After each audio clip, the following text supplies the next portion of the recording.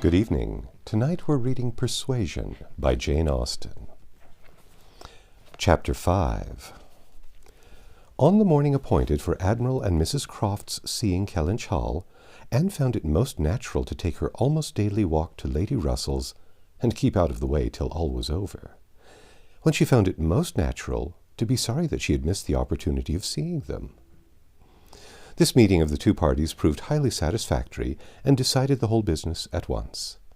Each lady was perceived well disposed for an agreement, and saw nothing, therefore, but good manners in the other. And with regard to the gentlemen, there was such a hearty good humour, such an open, trusting liberality on the Admiral's side, as could not but influence Sir Walter, who had besides been flattered into his very best and most polished behaviour by Mr. Shepherd's assurances of his being known by report to the Admiral as a model of good breeding. The house and grounds and furniture were approved, the Crofts were approved, terms, times, everything, and everybody was right. And Mr. Shepherd's clerks were set to work, without there having been a single preliminary difference to modify of all that this indenture showeth.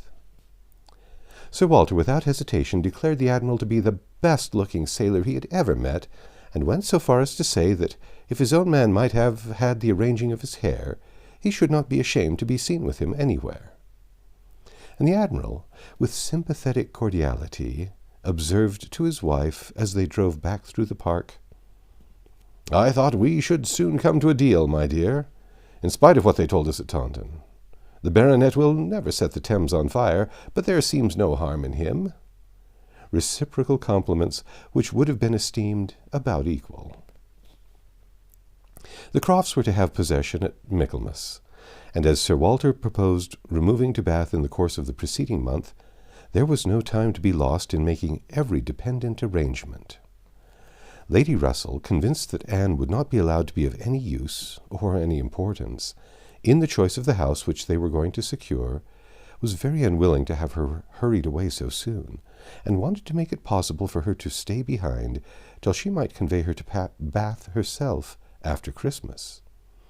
But having engagements of her own which must take her from Kellynch for several weeks, she was unable to give the full invitation she wished, and Anne, though dreading the possible heats of September in all the white glare of Bath, and grieving to forego all the influence so sweet and so sad of the autumnal months in the country, did not think that, everything considered, she wished to remain.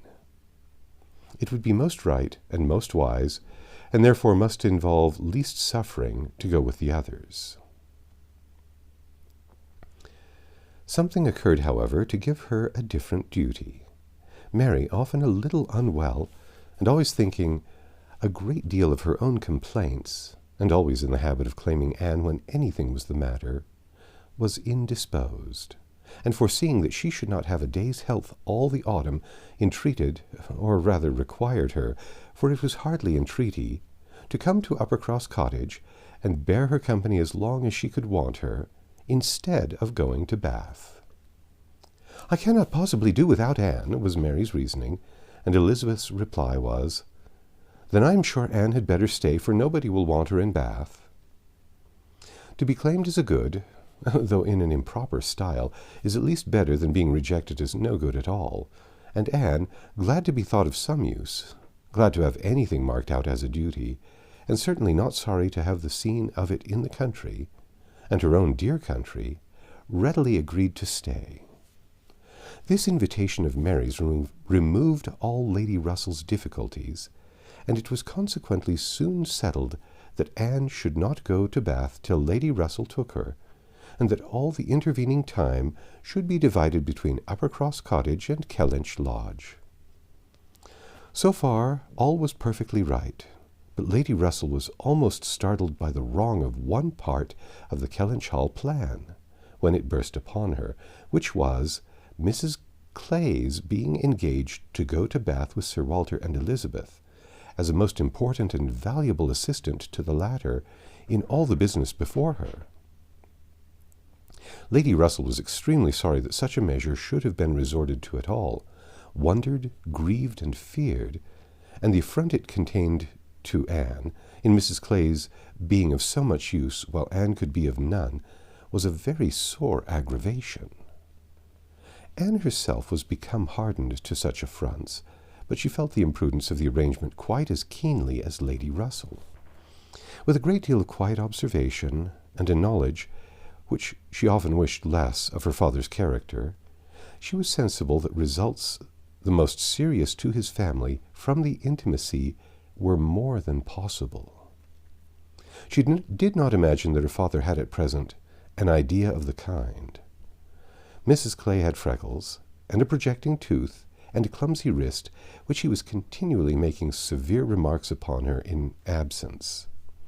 But she was young, and certainly altogether well-looking, and possessed, in an acute mind and assiduous pleasing manners, infinitely more dangerous attractions than any merely personal might have been. Anne was so impressed by the degree of their danger that she could not excuse herself from trying to make it perceptible to her sister. She had little hope of success, but Elizabeth, who in the event of such a reverse would be so much more to be pitied than herself, should never, she thought, have reason to reproach her for giving no warning. She spoke, and seemed only to offend. Elizabeth could not perceive how such an absurd suspicion should occur to her, and indignantly answered for each party's perfection, knowing their situation. "Mrs. Clay," she said warmly, "never forgets who she is, and as I am rather better acquainted with her sentiments than you can be, I can assure you that upon the subject of marriage they are particularly nice, and that she reprobates all inequality of condition and rank more strongly than most people. As to my father, I really should not have thought that he who has kept himself single so long for our sakes needs be suspected now.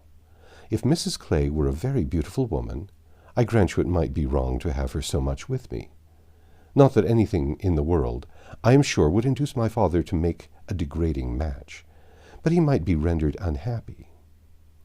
But poor Mrs. Clay, who with all her merits can never have been reckoned tolerably pretty, I really think poor Mrs. Clay may be staying here in perfect safety. One would imagine you had never heard my father speak of her personal misfortunes, though I know you must have 50 times. That tooth of hers, and those freckles. Freckles do not disgust me so very much as they do him. I've known a face not materially disfigured by a few, but he abominates them. You must have heard him notice Mrs. Clay's freckles." "There is hardly any personal defect," replied Anne, which an agreeable manner might not gradually reconcile one to. "I think very differently," answered Elizabeth shortly. "An agreeable manner may set off handsome features, but it can never alter plain ones. However, at any rate, as I have a great deal more at stake on this point than anybody else can have, I think it rather unnecessary in you to be advising me." Anne had done, glad that it was over, and not absolutely hopeless of doing good. Elizabeth, though resenting the suspicion, might yet be made observant by it. The last office of the 4 carriage horses was to draw Sir Walter, Miss Elliot, and Mrs. Clay to Bath. The party drove off in very good spirits. Sir Walter prepared with condescending bows for all the afflicted tenantry and cottagers who might have had a hint to show themselves, and Anne walked up at the same time in a sort of desolate tranquillity to the lodge where she was to spend the first week. Her friend was not in better spirits than herself. Lady Russell felt this break-up of the family exceedingly. Their respectability was as dear to her as her own, and a daily intercourse had become precious by habit. It was painful to look upon their deserted grounds, and still worse to anticipate the new hands they were to fall into, and to escape the solitariness and melancholy of so altered a village, and be out of the way when Admiral and Mrs. Croft first arrived. She had determined to make her own absence from home begin when she must give up Anne. Accordingly, their removal was made together, and Anne was set down at Uppercross Cottage in the first stage of Lady Russell's journey. Uppercross was a moderate-sized village, which a few years back had been completely in the old English style, containing only 2 houses superior in appearance to those of the yeomen and labourers. The mansion of the squire, with its high walls, great gates, and old trees, substantial and unmodernized, and the compact, tight parsonage enclosed in its own neat garden, with a vine and a pear tree trained round its casements. But upon the marriage of the young squire, it had received the improvements of a farmhouse, elevated into a cottage for his residence, and Uppercross Cottage, with its veranda, French windows, and other prettinesses, was quite as likely to catch the traveller's eye as the more consistent and considerable aspect and premises of the great house about 1/4 of a mile further on. Here Anne had often been staying. She knew the ways of Uppercross as well as those of Kellynch. The 2 families were so continually meeting, so much in the habit of running in and out of each other's houses at all hours, that it was rather a surprise to her to find Mary alone. But being alone, her being unwell and out of spirits was almost a matter of course. Though better endowed than the elder sister, Mary had not Anne's understanding nor temper. While well and happy and properly attended to, she had great good humour and excellent spirits. But any indisposition sunk her completely. She had no resources for solitude, and, inheriting a considerable share of the Elliot self-importance, was very prone to add to every other distress that of fancying herself neglected and ill-used. In person she was inferior to both sisters, and had, even in her bloom, only reached the dignity of being a fine girl. She was now lying on the faded sofa of the pretty little drawing-room, the once elegant furniture of which had been gradually growing shabby under the influence of 4 summers and 2 children. And, on Anne's appearing, greeted her with, "So you are come at last. I began to think I should never see you. I am so ill I can hardly speak. I have not seen a creature the whole morning." "I'm sorry to find you unwell," replied Anne. "You sent me such a good account of yourself on Thursday." "Yes, I made the best of it. I always do. But I was very far from well at the time, and I do not think I ever was so ill in my life as I have been all this morning. Very unfit to be left alone, I'm sure. Suppose I were to be seized of a sudden in some dreadful way, and not be able to ring the bell, so Lady Russell would not get out. I do not think she has been in this house 3 times this summer." Anne said what was proper, and inquired after her husband. "Oh, Charles is out shooting. I have not seen him since 7 o'clock. He would go, though I told him how ill I was. He said he would not stay out long, but he has never come back, and now it is almost 1. I assure you I have not seen a soul this whole long morning." "You have had your little boys with you?" "Yes, as long as I could bear their noise, but they are so unmanageable that they do me more harm than good. Little Charles does not mind a word I say, and Walter is growing quite as bad." "Well, you will soon be better now," replied Anne cheerfully. "You know I always cure you when I come. How are your neighbours at the great house?" "I can give no account of them. I have not seen one of them to-day, except Mr. Musgrove, who just stopped and spoke through the window, but without getting off his horse.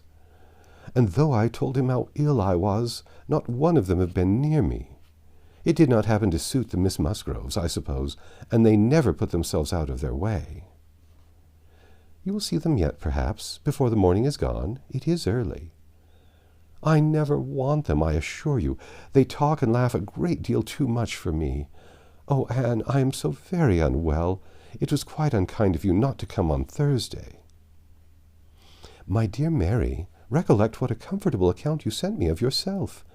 You wrote in the cheerfulest manner, and said you were perfectly well, and in no hurry for me. And that being the case, you must be aware that my wish would be to remain with Lady Russell to the last. And besides what I felt on her account, I really have been so busy, have had so much to do, that I could not very conveniently have left Kellynch sooner." "Dear me, what can you possibly have to do?" "A great many things, I assure you, more than I can recollect in a moment, but I can tell you some. I've been making a duplicate of the catalogue of my father's books and pictures. I've been several times in the gardens with Mackenzie trying to understand, and make him understand, which of Elizabeth's plants are for Lady Russell. I have had all my own little concerns to arrange, books and music to divide, and all my trunks to repack, for not having understood in time what was intended as to the wagons. And one thing I've had to do, Mary, of a more trying nature, going to almost every house in the parish as a sort of take leave. I was told that they wished it, but all these things took up a great deal of time. Oh, well, and after a moment's pause, but you have never asked me one word about our dinner at the Pools yesterday. Did you go then? I have made no inquiries because I concluded you must have been obliged to give up the party. Oh, yes, I went. I was very well yesterday. Nothing at all the matter with me till this morning. It would have been strange if I had not gone. I am very glad you were well enough, and I hope you had a pleasant party. Nothing remarkable. One always knows beforehand what the dinner will be, and who will be there, and it is so very uncomfortable not having a carriage of one's own. Mr. and Mrs. Musgrove took me, and we were so crowded. They were both so very large and take up so much room, and Mr. Musgrove always sits forward, so there I was crowded into the back seat with Henrietta and Louisa, and I think it very likely that my illness today may be owing to it. A little further perseverance in patience and forced cheerfulness on Anne's side produced nearly a cure on Mary's. She could soon sit upright on the sofa, and began to hope she might be able to leave it by dinner-time. Then, forgetting to think of it, she was at the other end of the room, beautifying a nosegay.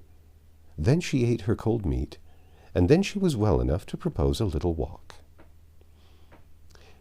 "Where shall we go?" said she when they were ready. "I suppose you will not like to call at the great house before they have seen you?" "I have not the smallest objection on that account," replied Anne. "I should never think of standing on such ceremony with people I know so well as Mrs. and the Miss Musgroves." "Oh, but they ought to call upon you as soon as possible. They ought to feel what is due to you as my sister. However, we may as well go and sit with them a little while, and when we've got that over, we can enjoy our walk." Anne had always thought such a style of intercourse highly imprudent, but she had ceased to endeavor to check it, from believing that, though there were on each side continual subjects of offense, neither family could now do without it. To the great house, accordingly, they went, to sit the full hour in the old-fashioned square parlour, with the small carpet and shining floor, to which the present daughters of the house were gradually giving the proper air of confusion by a grand pianoforte and a harp, flower-stands, and little tables placed in every direction. Oh, could the originals of the portraits against the wainscot, could the gentlemen in brown velvet and the ladies in blue satin have seen what was going on, have been conscious of such an overthrow of all order and neatness, the portraits themselves seemed to be staring in astonishment. The Musgroves, like their house, were in a state of alteration, perhaps of improvement. The father and mother were in the old English style, and the young people in the new. Mr. and Mrs. Musgrove were a very good sort of people, friendly and hospitable, not much educated, and not at all elegant. Their children had more modern minds and manners. There was a numerous family, but only two grown up, excepting Charles, were Henrietta and Louisa, young ladies of 19 and 20, who had brought from a school at Exeter all the usual stock of accomplishments, and were now, like thousands of other young ladies, living to be fashionable, happy, and merry. Their dress had every advantage, their faces were rather pretty, their spirits extremely good, their manners unembarrassed and pleasant. They were of consequence at home and favourites abroad. Anne always contemplated them as some of the happiest creatures of her acquaintance, but still, save as we all are, by some comfortable feeling of superiority from wishing for the possibility of exchange, she would not have given up her own more elegant and cultivated mind for all their enjoyments, and envied them nothing but that seemingly perfect good understanding and agreement together, that good-humored mutual affection of which she had known so little herself with either of her sisters. They were received with great cordiality. Nothing seemed amiss on the side of the great house family, which was generally, as Anne very well knew, the least to blame. The half-hour was chatted away pleasantly enough, and she was not at all surprised, at the end of it, to have their walking party joined by both the Miss Musgroves at Mary's particular invitation. That's the end of Chapter 5. Come back tomorrow and we'll read Chapter 6.